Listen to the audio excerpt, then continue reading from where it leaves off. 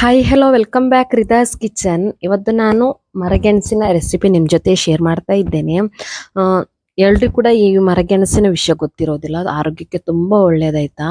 Health benefit ಎಷ್ಟೋ ಇದೆ ಇದರಲ್ಲಿ. ಹಾಗೆ ಮರಗೆಣಸು ಎಷ್ಟೋ ಜನರಿಗೆ ಈ ಮರಗೆಣಸನ್ನು ಯಾವ ಥರ ಯೂಸ್ ಮಾಡೋದು, ಯಾವ ಥರ ಬೇಯಿಸೋದು, ಅದರಿಂದ ಏನು ರೆಸಿಪಿ ಮಾಡ್ಲಿಕ್ಕೆ ಅಂತ ಹೇಳಿ ಯಾರಿಗೂ ಕೂಡ ಗೊತ್ತಿರುವುದಿಲ್ಲ. ಆಲ್ಮೋಸ್ಟ್ ತುಂಬ ಜನರಿಗೆ ಈಗಿನ ಜನ್ರೇಷನ್ ಗೊತ್ತಿರೋದಿಲ್ಲ. ಹಾಗಾಗಿ ನಾನು ನಿಮ್ಮ ಜೊತೆ ಈ ರೆಸಿಪಿ ಶೇರ್ ಮಾಡ್ತಾ ಇದ್ದೇನೆ. ತುಂಬ ಟೇಸ್ಟಿಯಾಗಿರುತ್ತೆ, ಈಸಿಯಾಗಿ ಕೂಡ ಮಾಡ್ಬೋದು. ಯಾವ ರೆಸಿಪಿ ನಮಗೆ ಯಾವ ಥರ ಬೇಕಾದರೂ ನಮಗೆ ಐಡಿಯಾ ಇದ್ದರೆ ಮಾಡ್ಕೊಳ್ಬೋದು. ನಾನಿಲ್ಲಿ ಎರಡು ರೀತಿ ನಿಮ್ಮ ಹತ್ರ ಸಿಂಪಲ್ ಆಗಿ ಎರಡು ರೆಸಿಪಿ ಶೇರ್ ಮಾಡ್ತಾ ಇದ್ದೇನೆ. ತುಂಬ ಈಸಿಯಾಗಿರುವಂತಹ ರೆಸಿಪಿ. ಯಾವುದಲ್ಲ ಅಂತ ಹೇಳಿದರೆ, ಒಂದು ನಾರ್ಮಲ್ ಆಗಿ ಬೇಯಿಸಿ ಯಾವ ಥರ ತಿನ್ನುವಂಥದ್ದು, ಹಾಗೆಯೇ ನಾವು ಉದ್ದಿನ ವಡೆ ಮಾಡ್ತೇವಲ್ವ ಅದೇ ರೀತಿ ಮಾಡುವಂತಹ ಅದೇ ಟೆಕ್ಸ್ಚರಲ್ಲಿ ಅದೇ ಟೇಸ್ಟಲ್ಲಿ ಸಿಗುವಂತಹ ವಡೆ ರೆಸಿಪಿ ನಿಮ್ಮ ಜೊತೆ ಶೇರ್ ಮಾಡ್ತಾ ಇದ್ದೇನೆ. ವಿಡಿಯೋವನ್ನು ಫುಲ್ಲಾಗಿ ನೋಡಿ, ಯಾರು ಕೂಡ ವಿಡಿಯೋ ಸ್ಕಿಪ್ ಮಾಡಬೇಡಿ ಆಯಿತಾ. ಈ ರೆಸಿಪಿಯನ್ನು ನೀವು ಮಿಸ್ ಮಾಡದೆ ನೋಡಿ, ನಿಮಗೆ ತುಂಬ ಯೂಸ್ ಆಗ್ಬೋದು. ವಿಡಿಯೋಗೆ ಬನ್ನಿ. ಯಾವ ಥರ ಇದೆ ಇವತ್ತಿನ ರೆಸಿಪೀಸ್ ಅಂತ ನೋಡುವ. ಮರಗೆಣಸು ಮನೆಯಲ್ಲಿ ಮಾಡಿರೋದಾಯ್ತಾ, ನಮ್ಮ ತೋಟದಲ್ಲಿ ಮಾಡಿರೋದು. ಅತ್ತೆಯವರು ಹೇಳಿದ್ರು ಮರಗೆಣಸು ಸಿಕ್ಕಿದೆ ಅಂತ ಹೇಳಿ. ಹಾಗೆ ನಾನು ಕೂಡ ಹೋದೆ ತರಲಿಕ್ಕೆ. ಅತ್ತೆ ಆಲ್ರೆಡಿ ಮರಗೆಣಸು ಬುಡದಿಂದ ತೆಗೆದಿದ್ರು. ಹಾಗೆ ನೋಡಿ ತಗೊಂಡು ಬಂದು ಅದನ್ನು ವಾಶ್ ಮಾಡ್ಕೊಳ್ತಿದ್ದೇನೆ. ಮರಗೆಣಸಲ್ಲಿ ತುಂಬ ಮಣ್ಣಿರುತ್ತಲ್ಲ, ತಗೊಂಬರುವ ಮುಂಚೆ ಹೊರಗಡೆನೆ ಸ್ವಲ್ಪ ವಾಶ್ ಮಾಡಿ ಕ್ಲೀನ್ ಮಾಡಿ ತಂದರೆ ಸ್ವಲ್ಪ ನೀಟಾಗಿರುತ್ತೆ ಅಂತೇಳಿ. ಹಾಗೆ ನಾನಿಲ್ಲಿ ಮರಗೆಣಸನ್ನು ಯಾವ ಥರ ಬೇಯಿಸೋದಂತೇಳಿ ನಿಮ್ಮ ಜೊತೆ ಶೇರ್ ಮಾಡ್ತಾ ಇದ್ದೇನೆ. ಇಲ್ಲಿ ಒಂದು 3 kg ಆಗುವಷ್ಟು ಮರಗೆಣಸು ತಗೊಂಡಿದ್ದೇನೆ. ಅದನ್ನು ಯಾವ ಥರ ಕಟ್ ಮಾಡೋದು ಅಂತೇಳಿ ನಿಮ್ಮ ಜೊತೆ ತೋರಿಸ್ತೇನೆ ನೋಡಿ. ಈ ಥರ ಇರುತ್ತೆ ಮರಗೆಣಸು. ಇದು ಸ್ವಲ್ಪ ಕಟ್ಟಾಗಿದೆ ಆಯ್ತಾ ಮಿಡ್ಲನ್ನು. ಬಟ್ ಇದೇ ಥರದ್ದು ಸಿಗ್ಬೋದು, ಇಡೀದ್ರು ಕೂಡ ಸಿಗ್ಬೋದು.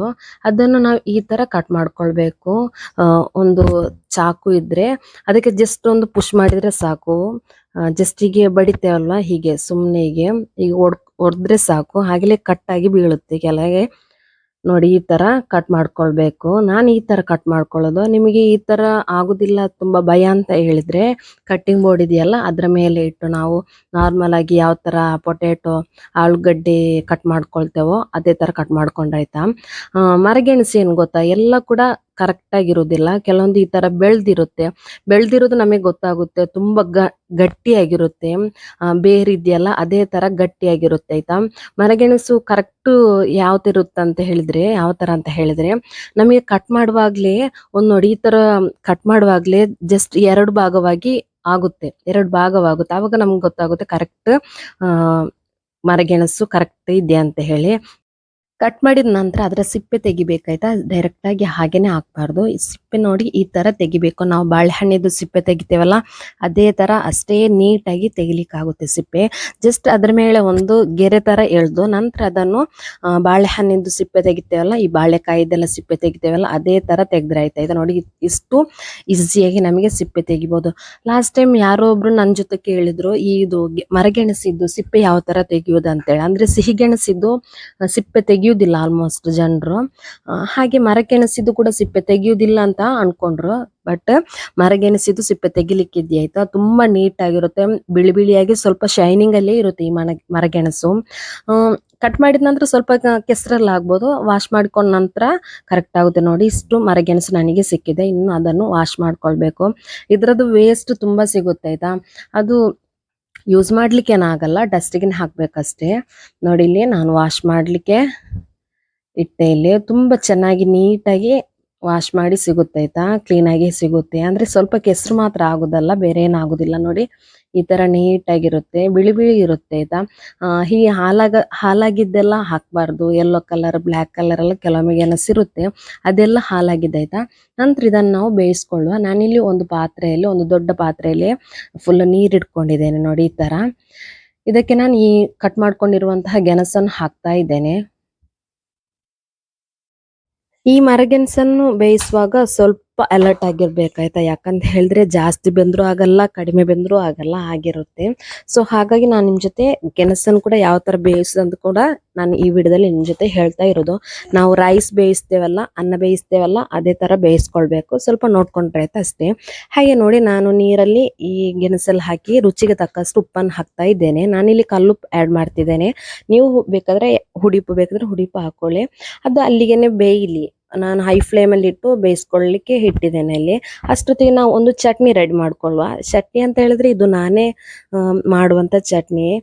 ನಂಗೆ ತುಂಬಾ ಇಷ್ಟ ಆಯ್ತಾ ಈ ತರ ಚಟ್ನಿ ಮಾಡೋದು. 4 ಗಾಂಧಾರಿ ಮೆಣಸು, ಕಾಯಿ ಮೆಣಸಿದ್ರೆ ಕಾಯಿ ಮೆಣಸು ತಗೊಳ್ಳಿ, ಗಾಂಧಾರಿ ಮೆಣಸಿದ್ರೆ ಗಾಂಧಾರಿ ಮೆಣಸು ತಗೊಳ್ಳಿ. ಹಾಗೇನೆ ಒಂದು ದೊಡ್ಡ ಈರುಳ್ಳಿ, ಅದನ್ನು ಸಣ್ಣದಾಗಿ ಕಟ್ ಮಾಡ್ಕೊಳ್ಬೇಕಾಯ್ತಾ. ಕಾಯಿ ಮೆಣಸಾದ್ರೂ ಕೂಡ ಈರುಳ್ಳಿ ಆದ್ರೂ ಕೂಡ ಆಮ್ಲೆಟ್ ಕಟ್ಟಿಂಗ್ ಅಂತ ಹೇಳ್ತಾರಲ್ಲ, ಕೆಲವೊಮ್ಮೆ ಸಣ್ಣದಾಗಿ ಕಟ್ ಮಾಡ್ಕೊಳ್ಬೇಕು. ನೋಡಿ, ಈ ತರ ಸಣ್ಣದಾಗಿ ಕಟ್ ಮಾಡ್ಕೊಳ್ಬೇಕಾಯ್ತಾ. ಇದು ಏನ್ ಗೊತ್ತಾ, ನಾರ್ಮಲ್ ಆಗಿ ಗೆಣಸು ಬೇಯಿಸಿ ಅದನ್ನ ಯಾವ ತರ ತಿನ್ಲಿಕ್ಕೆ ಆಗ್ಬೋದು ಅಂತ ಹೇಳಿ ನಿಮ್ ಜೊತೆ ಒಂದು ಸಿಂಪಲ್ ಆಗಿರುವಂತ ಒಂದು ಚಟ್ನಿ ರೆಸಿಪಿ ನಾನು ನಿಮ್ ಜೊತೆ ಶೇರ್ ಮಾಡ್ತಾ ಇರೋದು.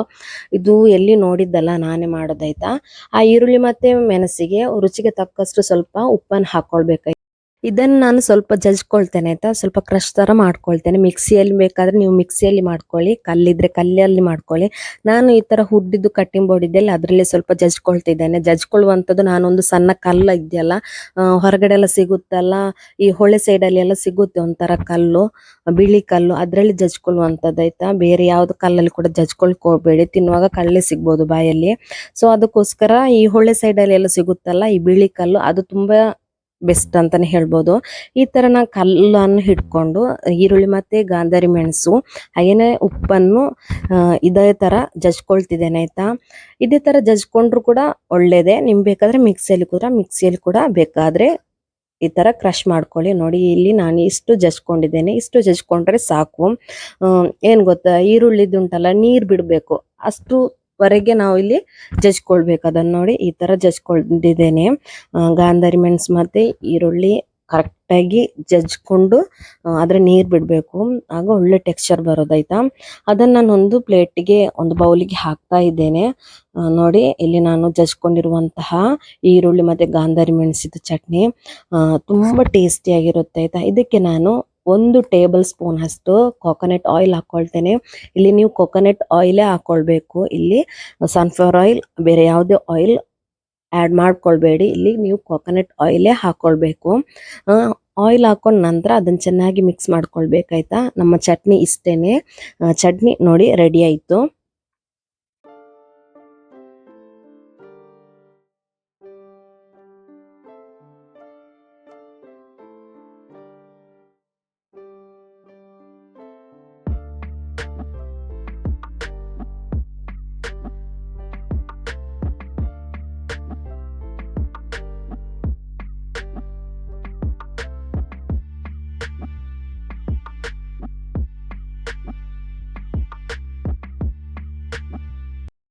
ಗೆಣಸು ನೋಡಿ ಎಲ್ಲಿ ಬೇಯ್ತಾ ಬಂತು. ಒಂದು 10 ನಿಮಿಷ ಬೇಕಾಯ್ತಾ. ನಾವು ನೀರಲ್ಲಿ ಗೆಣಸು ಮತ್ತೆ ಉಪ್ಪು ಹಾಕಿದ ನಂತರ ಅದು ಕುದಿ ಬಂದ ನಂತರ ಕೆಲವೊಂದು ಗೆಣಸು 5 ನಿಮಿಷದಲ್ಲಿ ಬೇಯುತ್ತೆ, ಕೆಲವೊಂದು 10 ನಿಮಿಷ, ಕೆಲವೊಂದು 15 ನಿಮಿಷ ಕೂಡ ಆಗುತ್ತೆ ಆಯ್ತಾ. ನೋಡಿ, ಇಲ್ಲಿ ಗೆಣಸು ಬೆಂದಿದೆ. ಗೆಣಸು ಬೆಂದದ್ದು ಯಾವಾಗ ಗೊತ್ತಾಗುದು ಅಂತ ಹೇಳಿದ್ರೆ, ಅದು ಗೆಣಸು ಉಂಟಲ್ಲ ಸ್ವಲ್ಪ ಸಪ್ರೇಟ್ ಆಗ್ಲಿಕ್ಕೆ, ಬಿಡಿ ಬಿಡಿ ಆಗ್ಲಿಕ್ಕೆ ಸ್ಟಾರ್ಟ್ ಆಗುತ್ತೆ. ಆವಾಗ ನಮಗೆ ಗೊತ್ತಾಗೋದು ಗೆಣಸು ಬೆಂದಿದೆ ಅಂತ ಹೇಳಿ. ನಿಮಗೆ ಬಿಡಿ ಬಿಡಿ ಆದದ್ದು ಕೂಡ ನಿಮಗೆ ಗೊತ್ತಾಗಿಲ್ಲ ಅಂತ ಹೇಳಿದ್ರೆ, ನಾವು ಪೊಟೇಟೊ ಇದೆಯಲ್ಲ, ಪೊಟೇಟೊ ಬೆಂದಾಗ ನಮಗೆ ಗೊತ್ತಾಗುತ್ತಲ್ಲ, ಇಲ್ಲದ್ರೆ ಸಿಹಿ ಗೆಣಸೆಲ್ಲ ಬೆಂದಾಗ ಗೊತ್ತಾಗುತ್ತಲ್ಲ. ನೋಡಿ, ಈ ತರ ಬಿಡಿ ಬಿಡಿ ಆಗುತ್ತೆ, ಆವಾಗ ನಮಗೆ ಗೆಣಸು ಬೆಂದಿದೆ ಅಂತೇಳಿ ಕರೆಕ್ಟ್ ಗೊತ್ತಾಗೋದಾಯ್ತಾ.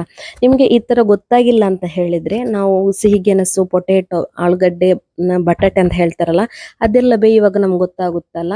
ಜಸ್ಟ್ ಒಮ್ಮೆ ಸ್ಪೂನ್ ಒಮ್ಮೆ ಈ ಪುಷ್ ಮಾಡಿ ನೋಡಿದ್ರೆ ಸಾಕು, ಸ್ಪೂನ್ ಅಲ್ಲಿ ಈ ತರ ಕಟ್ ಮಾಡಿ ನೋಡಿದ್ರೆ ಸಾಕು.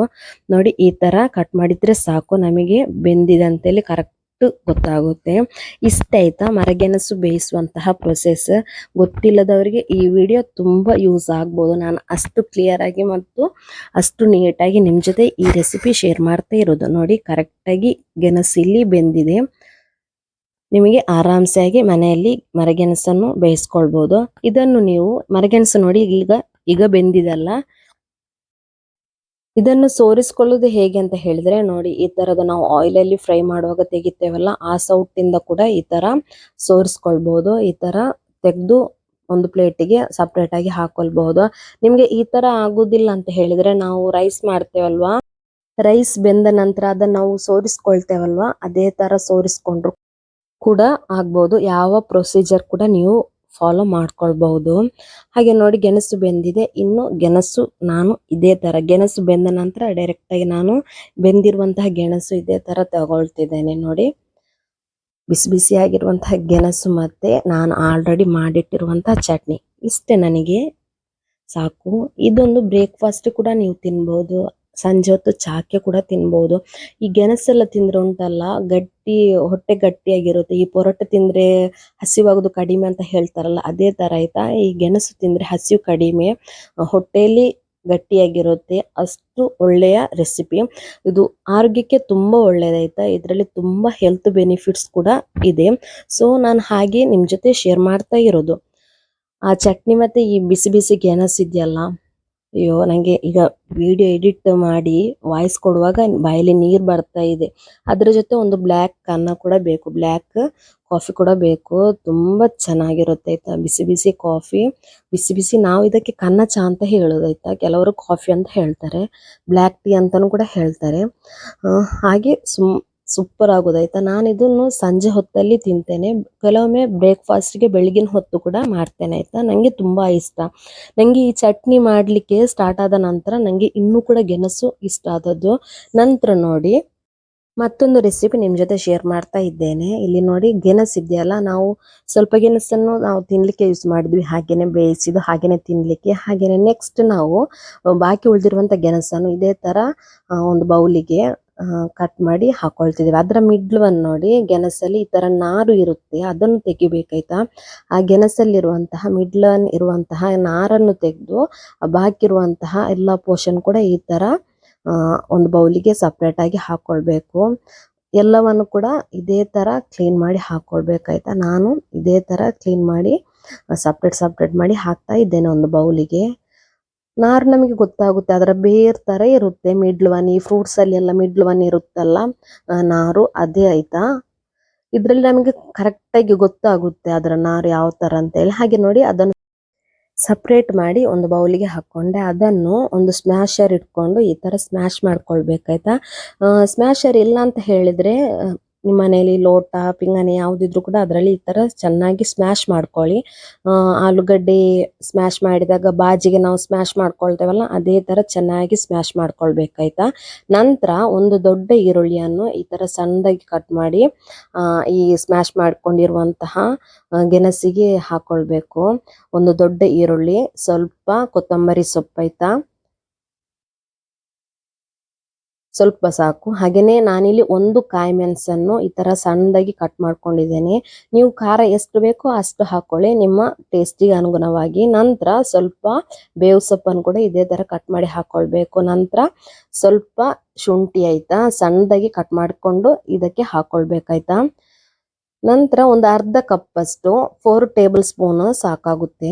ಅರ್ಧ ಕಪ್ 250 ml ಅಲ್ಲಿ ಒಂದು ಅರ್ಧ ಕಪ್ಪು ಅಕ್ಕಿ ಹುಡಿ, ಅಂದ್ರೆ ರೈಸ್ ಪೌಡರ್ ಅಂತ ಹೇಳ್ತಾರಲ್ಲ, ರೈಸ್ ಫ್ಲೋರ್, ಅದನ್ನು ಈ ಮಿಕ್ಸಿಗೆ ಹಾಕಿ ಚೆನ್ನಾಗಿ ಕೈಯಲ್ಲಿ ಮಿಕ್ಸ್ ಮಾಡ್ಕೊಳ್ಬೇಕಾಯ್ತಾ. ಚೆನ್ನಾಗಿ ಮಿಕ್ಸ್ ಮಾಡ್ಕೊಳ್ಬೇಕು.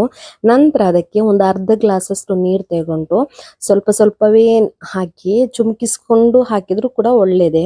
ಈ ತರ ಸ್ವಲ್ಪವೇ ನೀರು ಹಾಕಿ ನಮ್ಗೆ ಸ್ವಲ್ಪ ಚಪಾತಿ ಹದಕ್ಕೆ ಬರಬೇಕು ಅಷ್ಟು ಇದರಲ್ಲಿ ನಾವು ಕನ್ಸಿಸ್ಟೆನ್ಸಿಯಲ್ಲಿ ಇದನ್ನು ಮಿಕ್ಸ್ ಮಾಡ್ಕೊಳ್ಬೇಕಾಯ್ತಾ. ರೈಸ್ ಪೌಡರ್ ಹಾಕೋದ್ರಿಂದ ಸ್ವಲ್ಪ ಟೈಟ್ ಆಗುತ್ತಲ್ಲ, ರೈಸ್ ಫ್ಲೋರ್ ಹಾಕಿದ್ರಿಂದ ಈ ಮಿಕ್ಸ್ ಸ್ವಲ್ಪ ಟೈಟ್ ಆಗೋದು. ಸೊ ಅದನ್ನು ಸ್ವಲ್ಪ ಲೂಸ್ ಮಾಡ್ಲಿಕ್ಕೋಸ್ಕರ ಈ ನೀರು ಆಡ್ ಮಾಡ್ತಾ ಇರೋದು. ಜಾಸ್ತಿ ಲೂಸ್ ಮಾಡ್ಕೊಳ್ಬೇಡಿ, ಒಳ್ಳೇದಲ್ಲ. ಚಪಾತಿ ಹದಕ್ಕೆ ಬರಬೇಕು. ಚಪಾತಿ ಹದಕ್ಕಿಂತ ಸ್ವಲ್ಪ ಗಟ್ಟಿ ಆದ್ರೂ ಕೂಡ ಬೆಸ್ಟೇ. ತುಂಬಾ ಲೂಸ್ ಆದ್ರೆ ನಮಗೆ ಕ್ರಿಸ್ಪಿಯಾಗಿ ಸಿಗುದಿಲ್ಲ. ಸೊ ಹಾಗಾಗಿ ನಾನು ಹೇಳ್ತಾ ಇರೋದು, ಒಂದು ಅರ್ಧ ಗ್ಲಾಸ್ ಅಲ್ಲಿ ನಾನು ಸ್ವಲ್ಪ ಅದರಲ್ಲಿ ಕೂಡ ಬಾಕಿ ಮಾಡ್ಕೊಂಡಿದ್ದೇನೆ, ಅಷ್ಟನ್ನು ನಾನು ಆಡ್ ಮಾಡಿದ್ದೇನೆ ನೀರನ್ನು. ನೋಡಿ, ಈ ತರ ಚೆನ್ನಾಗಿ ಕೈಯಲ್ಲಿ ಮಿಕ್ಸ್ ಮಾಡ್ಕೊಳ್ಬೇಕಾಯ್ತು. ಎಷ್ಟು ನೀಟಾಗಿ ನಾವು ಮಿಕ್ಸ್ ಮಾಡ್ಕೊಳ್ತೇವೋ ಅಷ್ಟು ಒಳ್ಳೇದು. ತುಂಬಾ ಚೆನ್ನಾಗಿರುತ್ತೆ. ನಾನಿಲ್ಲಿ 3 ಕೆಜಿ ಗೆಣಸಲ್ಲಿ ಒಂದೂವರೆ ಕೆಜಿ ಅಷ್ಟು ಗೆಣಸು ನಾವು ತಿಂದ್ವಿ ಹಾಗೇನೆ ಬೇಯಿಸಿ. ನಂತರ 1.5 ಕೆಜಿ ಅಷ್ಟು ಗೆಣಸನ್ನು ನಾನಿಲ್ಲಿ ಈ ವಡೆ ಮಾಡ್ಲಿಕ್ಕೆ ಹಾಕ್ತಾ ಇರೋದು. ನೋಡಿ ಈ ಟೆಕ್ಸ್ಚರ್ ಅಲ್ಲಿ ನಮಗೆ ಮಿಕ್ಸ್ ಮಾಡ್ಕೊಳ್ಬೇಕು. ನಂತರ ಇದನ್ನು ನಿಮಗೆ ಯಾವ ಶೇಪ್ ಅಲ್ಲಿ ಕೂಡ ನೀವು ಇದನ್ನು ಶೇಪ್ ಮಾಡ್ಕೊಳ್ಬಹುದು. ಕಟ್ಲೆಟ್ ಶೇಪ್ ಅಲ್ಲಿ ಕೂಡ, ಕೋಡುಬಳೆ ಶೇಪ್ ಅಲ್ಲಿ, ವಡೆ ಶೇಪ್ ಅಲ್ಲಿ. ನಾನಿಲ್ಲಿ ವಡೆ ಶೇಪ್ ಅಲ್ಲಿ ನಿಮ್ಮ ಜೊತೆ ಶೇರ್ ಮಾಡ್ತಾ ಇರೋದು. ಈ ತರ ಕಟ್ಲೆಟ್ ತರ ಶೇಪ್ ಮಾಡ್ಕೊಂಡು ಮಿಡ್ಲ್ ಒನ್ ಇದಕ್ಕೆ ಹೋಲ್ಸ್ ಮಾಡ್ಕೊಳ್ಬೇಕಾಯ್ತಾ. ಈ ತರ ಕೈಯಲ್ಲಿ ಏನು ಅಂಟುದಿಲ್ಲ ಆಯ್ತಾ. ಈ ಮರಗೆಣಸಿದ್ಯಲ್ಲ, ಈ ಮಿಕ್ಸ್ ಇದೆಯಲ್ಲ, ಕೈಯಲ್ಲಿ ಏನು ಅಂಟುದಿಲ್ಲ. ನಿಮ್ಗೆ ಹಾಗೆ ಅನಿಸಿದ್ರೆ ಸ್ವಲ್ಪ ಆಯಿಲ್ ಕೈಗೆ ಸವರ್ಕೊಳ್ಳಿ. ಯಾಕಂತ ಹೇಳಿದ್ರೆ ನಿಮಗೆ ಅಂಟುವ ಅಂತ ಫೀಲ್ ಆದ್ರೆ ಅದಕ್ಕೆ ನಾ ಹೇಳ್ತಿರೋದು ಆಯಿಲ್ ಇಲ್ಲಿ ಆ್ಯಡ್ ಮಾಡ್ಕೊಳ್ಳಿ ಅಂತೇಳಿ.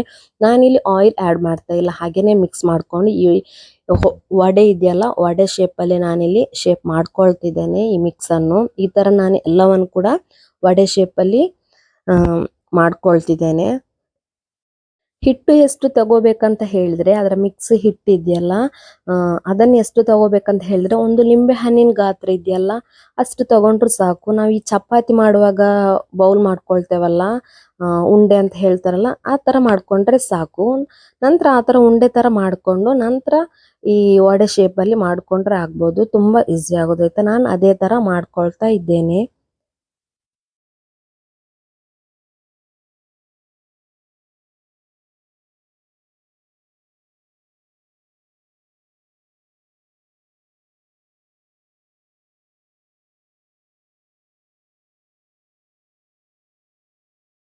ಹಾಗೆ ನಾನು ಮರಗೆಣಸಿನ ವಡೆ ಮಾಡ್ಲಿಕ್ಕೆ ಇಷ್ಟು ರೆಡಿ ಮಾಡ್ಕೊಂಡಿದ್ದೇನೆ. ಆ ಮಿಕ್ಸಲ್ಲಿ ನಮಗೆ, ಆ ಬ್ಯಾಟ್ರಲ್ಲಿ ನಮಗೆ ಇಷ್ಟು ವಡೆ ರೆಡಿ ಆಯಿತು. ಇದನ್ನು ನಾವು ಆಯಿಲಲ್ಲಿ ಫ್ರೈ ಮಾಡ್ಕೊಳ್ಬೇಕು. ನಾನಿಲ್ಲಿ ಒಂದು ಕಡಾಯಿಗೆ ಆಯಿಲ್ ಹಾಕೊಂಡಿದ್ದೇನೆ. ನಾನಿಲ್ಲಿ ಸನ್ಫ್ಲವರ್ ಆಯಿಲ್ ಹಾಕೊಂಡಿರೋದು. ನೀವು ಬೇಕಾದ್ರೆ ಕಾಕೋನಟ್ ಆಯಿಲ್ ಬೇಕಾದ್ರೆ ಕಾಕೋನಟ್ ಆಯಿಲ್ ಹಾಕೊಳ್ಳಿ. ನನಗೆ ಅದರ ಫ್ಲೇವರ್ ಇಷ್ಟ ಅಲ್ಲದ ಕಾರಣ ನಾನಿಲ್ಲಿ ಕಾಕೋನಟ್ ಆಯಿಲ್ ಸ್ಕಿಪ್ ಮಾಡಿಕೊಂಡೆ. ಜಾಸ್ತಿಯಾಗಿ ಕಾಕೋನಟ್ ಆಯಿಲಲ್ಲೇ ಫ್ರೈ ಮಾಡ್ಕೊಳ್ಳೋದು ಆಲ್ಮೋಸ್ಟ್ ತುಂಬ ಜನರು. ಬಟ್ ನಾನಿಲ್ಲಿ ಸನ್ಫ್ಲವರ್ ಆಯಿಲ್ ಮಾಡ್ಕೊಂಡದ್ದು. ನನಗೆ ಆಯಿಲ್ ಇದು ಸ್ಮೆಲ್ ಇಷ್ಟ ಆಗೋದಿಲ್ಲ ಅಂತ ಹೇಳಿ ಈ ವಡೆ ಮಾಡ್ಲಿಕ್ಕೆ ಆಯ್ತಾ. ಹಾಗೆ ನೋಡಿ, ಎಣ್ಣೆ ಕಾದ ನಂತರ ಈ ನಾವು ಶೇಪ್ ಮಾಡ್ಕೊಂಡಿರುವಂತಹ ವಡೆಯನ್ನು ಅದಕ್ಕೆ ಹಾಕಿ 2 ಸೈಡ್ ಕೂಡ ಇದೇ ತರ ಬ್ರೌನ್ ಕಲರ್ ಬರುವವರೆಗೆ ಫ್ರೈ ಮಾಡ್ಕೊಳ್ಬೇಕಾಯ್ತಾ. ನೋಡಿ ಈ ತರ ಬ್ರೌನ್ ಕಲರ್ ಆಗ್ಬೇಕು. ಹೈ ಫ್ಲೇಮಲ್ಲಿ ಇಟ್ಟೆ ನೀವು ಫ್ರೈ ಮಾಡ್ಕೊಳ್ಳಿ, ಲೋ ಫ್ಲೇಮಲ್ಲಿ ಇಟ್ಕೋಬೇಡಿ. ಯಾಕಂತ ಹೇಳಿದ್ರೆ ಇದರಿಂದ ರೈಸ್ ಫ್ಲೋರ್ ಹಾಕಿದ್ದೇವಲ್ಲ, ಅದು ಸ್ವಲ್ಪ ಬೇಯಬೇಕಲ್ಲ. ನಮಗೆ ಮರಗೆಣಸು ಬೆಂದಿದೆ, ನಮಗೆ ಉಪ್ಪು ಆ್ಯಡ್ ಮಾಡ್ಲಿಕ್ಕಿಲ್ಲ ಇದರಲ್ಲಿ. ನಾವು ಮರಗೆಣಸು ಬೇಯಿಸುವಾಗ ನಾವಿಲ್ಲಿ ಉಪ್ಪು ಹಾಕೊಂಡಿದ್ದೇವೆ. ಸೊ ಅದಕ್ಕಾಗಿ ನಾ ಹೇಳ್ತಾ ಇರೋದು, ಮರಗೆಣಸು ಈ ರೆಸಿಪಿ ಮಾಡುವಾಗ ಉಪ್ಪು ಹಾಕೊಳ್ಬೇಡಿ ಆಯ್ತಾ. ನೀವು ಉಪ್ಪು ಹಾಕದಿದ್ರೆ ನೀವು ಬೇಕಾದ್ರೆ ಉಪ್ಪು ಹಾಕೊಳ್ಳಿ, ಉಪ್ಪು ಹಾಕಿದ್ರೆ ಹಾಕ್ಲಿಕ್ಕೆ ಹೋಗ್ಬೇಡಿ. ನೋಡಿ ಈ ತರ ಫ್ರೈ ಮಾಡ್ಕೊಂಡ್ರೆ ಸಾಕು, ಬ್ರೌನ್ ಕಲರ್ ಬರುವವರೆಗೆ. ತುಂಬಾ ಟೇಸ್ಟಿ ಆಗಿರುವಂತಹ, ಕ್ರಿಸ್ಪಿ ಆಗಿರುವಂತಹ ವಡೆ ರೆಸಿಪಿ ಆಯ್ತಾ. ಇದ್ರ ಜೊತೆ ಚಟ್ನಿ ಇದ್ರೆ ಇನ್ನೂ ಕೂಡ ಚಂದ, ಇನ್ನೂ ಕೂಡ ತುಂಬಾ ಟೇಸ್ಟಿ ಆಗಿರೋದಾಯ್ತಾ. ಈ ವಡೆ ರೆಸಿಪಿ ಇದೆಯಲ್ಲ, ಎಲ್ರು ಕೂಡ ತುಂಬಾ ಇಷ್ಟಪಟ್ಟು ತಿಂತಾರೆ. ನಮ್ಮ ಮನೇಲಿ ಕೂಡ ಹಾಗೇನೆ, ಎಲ್ರು ಕೂಡ ಸೂಪರ್ ಆಗಿದೆ, ಚೆನ್ನಾಗಿದೆ ಅಂತ ಹೇಳಿ ಎಲ್ರು ಕೂಡ ತಿಂದ್ರು. ಎಲ್ರಿಗೂ ಕೂಡ ಇಷ್ಟ ಆಯ್ತು. ಸೊ ನಿಮಗೆ ಕೂಡ ಈ ರೆಸಿಪಿ ಇಷ್ಟ ಆಗಿದೆ ಅಂತ ನಾನು ಅನ್ಕೊಂಡಿದ್ದೇನೆ. ನೀವು ಖಂಡಿತ ಒಮ್ಮೆ ಟ್ರೈ ಮಾಡ್ತೀರಂತ ಕೂಡ ಅನ್ಕೊಂಡಿದ್ದೇನೆ. ಸೊ ಈ ರೆಸಿಪಿ ಇಷ್ಟ ಆದ್ರೆ ಈ ಚಾನೆಲ್ ಅನ್ನು, ರಿದಾಸ್ ಕಿಚನ್ ಚಾನೆಲ್ ಅನ್ನು ನೀವು ಸಬ್ಸ್ಕ್ರೈಬ್ ಮಾಡೋದನ್ನು ಮಾತ್ರ ಮರಿಬೇಡಿ. ಸಬ್ಸ್ಕ್ರೈಬ್ ಮಾಡಿ, ಶೇರ್ ಮಾಡಿ, ಲೈಕ್ ಮಾಡಿ, ಹಾಗೂ ಫ್ಯಾಮಿಲಿ, ಫ್ರೆಂಡ್ಸ್, ರಿಲೇಟಿವ್ಸ್ಗೆ ಈ ರೆಸಿಪೀಸ್ ಅನ್ನು ಶೇರ್ ಮಾಡಿ.